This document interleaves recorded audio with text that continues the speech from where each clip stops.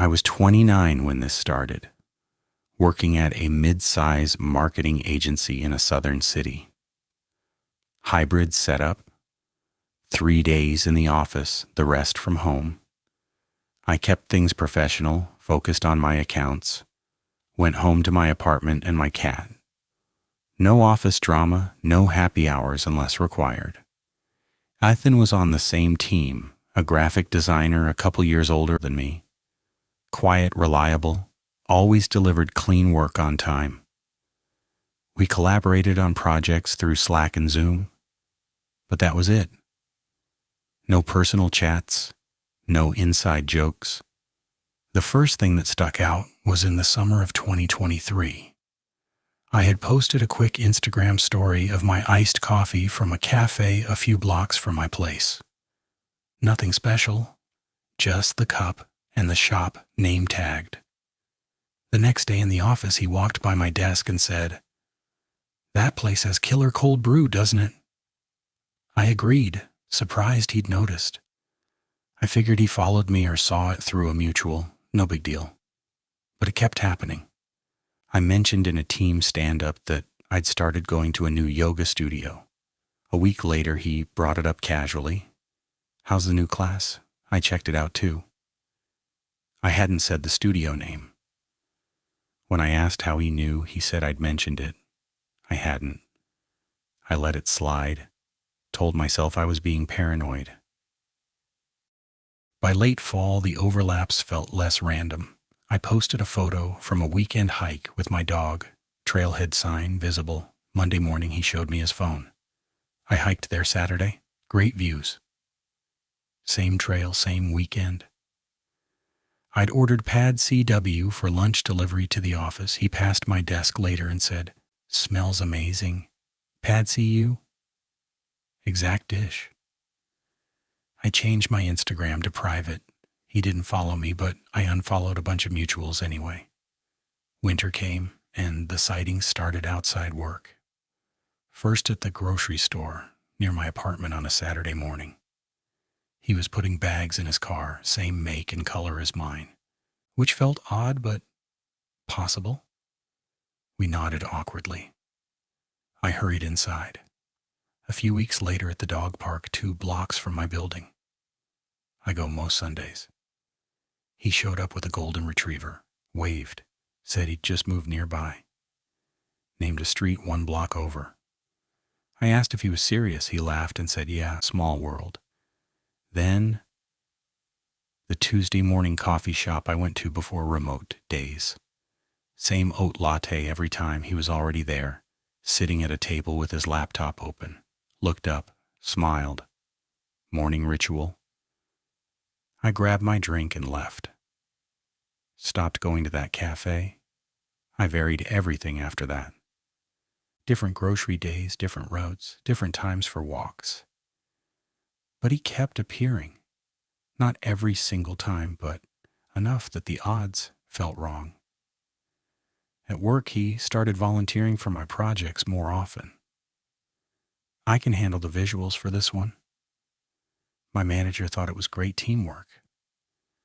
I started declining meetings if I knew he'd be there. Spring 2024, the gifts and notes began. A plain envelope in my apartment mailbox, no postage. Inside was a printed screenshot of my previous year's Spotify Wrapped. My top song, circled in red. Great taste? No name. A sticky note on my car windshield in the office garage. Saw you running late today. Traffic sucks. Same neat handwriting. A new wireless mouse left on my desk while I was at a dentist appointment. Exact model I'd complained about in a Slack thread weeks earlier. Note attached. Figured you'd like this. E. I pulled him aside in the break room. Told him it was weird and he needed to stop. He looked genuinely surprised, then hurt. Said he was just trying to be thoughtful, that he'd back off. Apologized. I believed him for about a day. The camera I installed outside my door caught him twice. Once at night, standing across the street with his phone out, angled toward my building. Another time he walked straight up to my door, paused long enough to look directly at the lens, then turned and left. Police took a report, said it was concerning but not enough for charges, suggested documenting more. I did. Dates, times, screenshots, photos. He got written up at work after HR got involved. I'd told my manager I needed distance from a team member. They reassigned some projects. He cried in the meeting, according to what HR later shared. Said he only admired how hard I worked. Summer turned into fall. Unknown number texted, "You look tired today. Get some rest." Sent right after I'd vented in a team call about a long deadline. Blocked it. New number sent a photo of me walking my dog that same morning, taken from behind. I changed my number again. December 2024. I came home from holiday shopping. My front door was unlocked. I always double check. Inside smelled faintly of his cologne, the same one I'd noticed in meetings.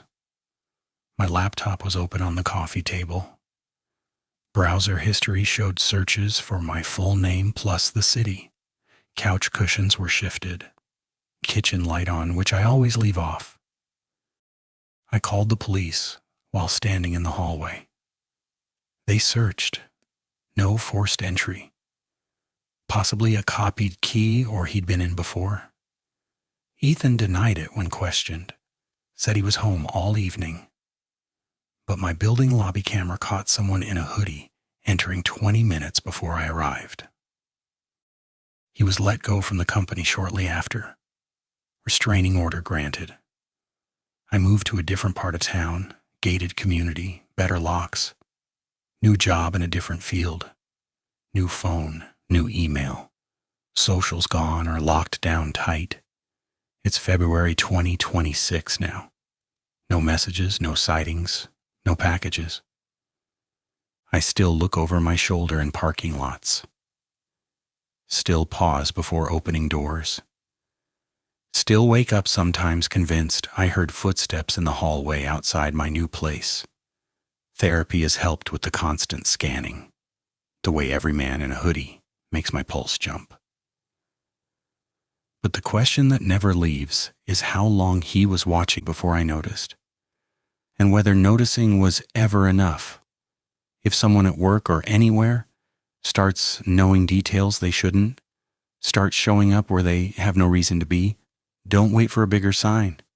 Screenshot everything. Tell someone.